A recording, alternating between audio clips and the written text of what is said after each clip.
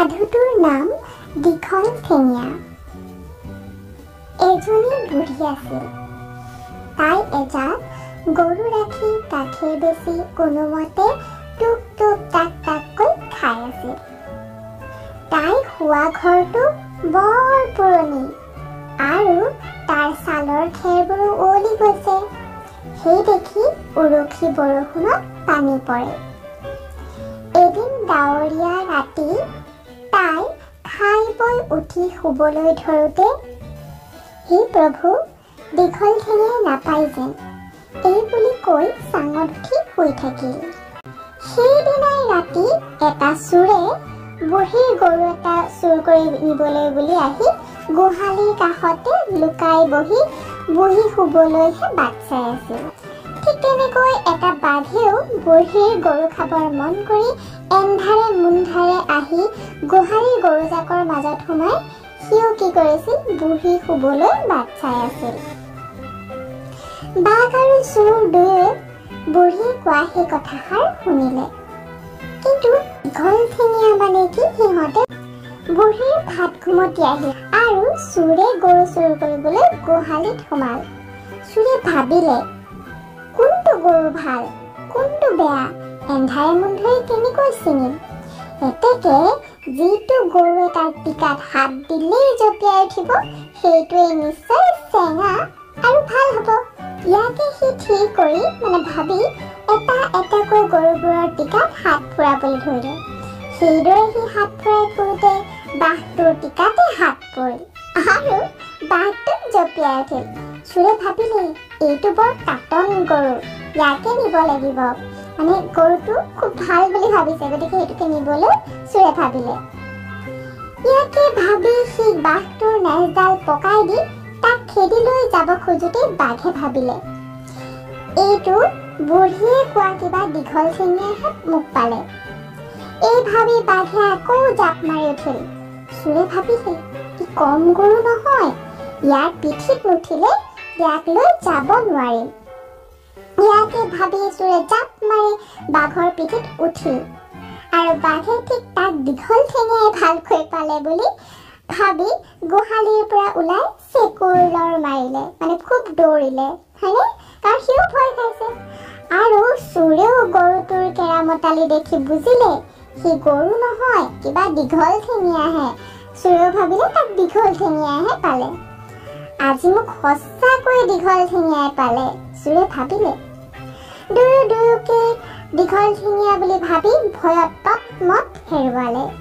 চোৰক পিঠিত লৈ বাঘে ঢাপলি মেলি হাবিত সোমাবলৈ ধৰোতে চোৰে মৰু জিওকৈ বাঘৰ গলধনটো মুটুকাই ধৰিলে। একদম ডিঙিতে ভালকে ধৰি লৈছে, কাৰণ পৰিব নহয়, হয় নহয়? কিন্তু তেতিয়া বাঘে ভাবিলে, ই দীঘল ঠেঙীয়া নহয়, ঘাৰ মুকুটোৱাহে। ডিঙি মুটুকাইছে যে, সেইকাৰণে তেনেকৈ ভাবিছে। বাঘে ভয়ত আৰু বেগেৰে লৰ দিব ধৰিলে। চোৰে বাঘক ঘাৰ মুটুকাইও ধৰিব নোৱাৰি শেষত বাঘৰ নেগুৰত ঠাত পৰিল, কাৰণ বাঘটো ভিৰাই লৰি আছে। গতিকে চোৰে একদম ঠাৱনি নাপাই কি কৰিলে, এবাৰ বাঘৰ নেগুৰত খুব জোৰেৰে ধৰি দিলে। বাঘৰ লৰ এবাৰ আৰু চৰিল।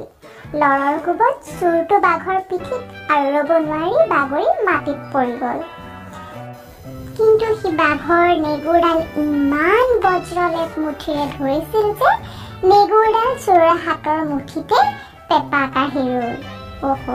চোৱাচোন কি হল, বজ্ৰলেপ মুঠি খুব জোৰতকে ধৰিছিলে। চোৰটোৱে খুব জোৰত একদম জোৰকে ধৰিছিলে, যাৰ কাৰণে কি হল যে বাঘৰ নেগুৰডাল চোৰৰ হাতৰ মুঠিতে থাকি গল বা পেপা কাঢ়ি ৰল, চেপেটা হৈ গল, একদম জোৰত ধৰিছে যে সেইকাৰণে। বাঘ লৰ মাৰি হাৰিল।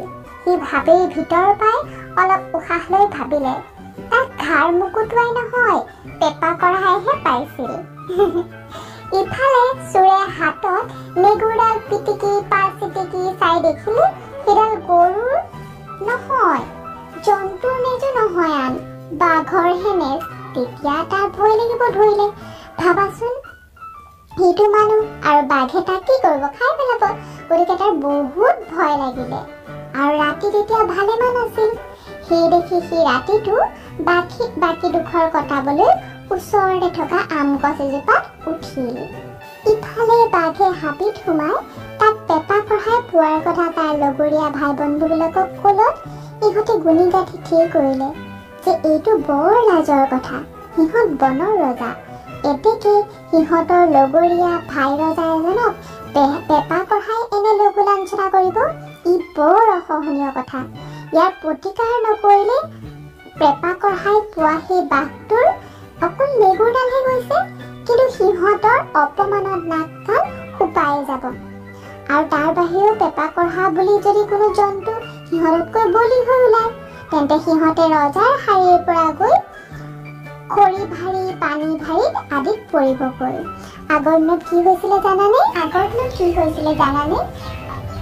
প্ৰজাবিলাকে ৰজাৰ ঘৰত কিছু কাম কৰি দিবলগীয়া হৈছিল। সেয়া লাগিলে পানী অনাই হওক বা খৰি ভাৰ কৰাই হওক বা বিভিন্ন লগোৱাৰ কাম কৰাই হওক, এনেকৈ কি কৰিছিলে প্ৰজাবিলাকে কাম কৰি দিবলগীয়া হৈছিল। এতিয়া যদি বনৰ ৰজা বাঘ গৈ পেলাই পানী ভাৰী বা খৰি ভাৰী হয়, মানে পানী অনা কাম কৰিবলৈ দিয়া হয় বা খৰি অনা কাম কৰিবলৈ, কিমান লাজৰ কথা হ'ব ভাবি চোৱাচোন। গতিকে সিহঁতেও তেনেকৈ সেই কথাটো আলোচনা কৰিলে।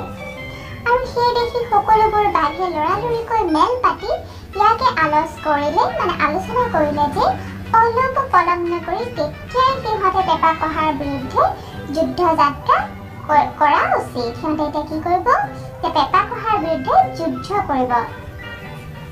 দুপৰিমান বাঘে পেপা কঢ়াক বিচাৰি চলাথ লগালে, কিন্তু ক'তো সিহঁতে পেপা কঢ়াক নেদেখিলে।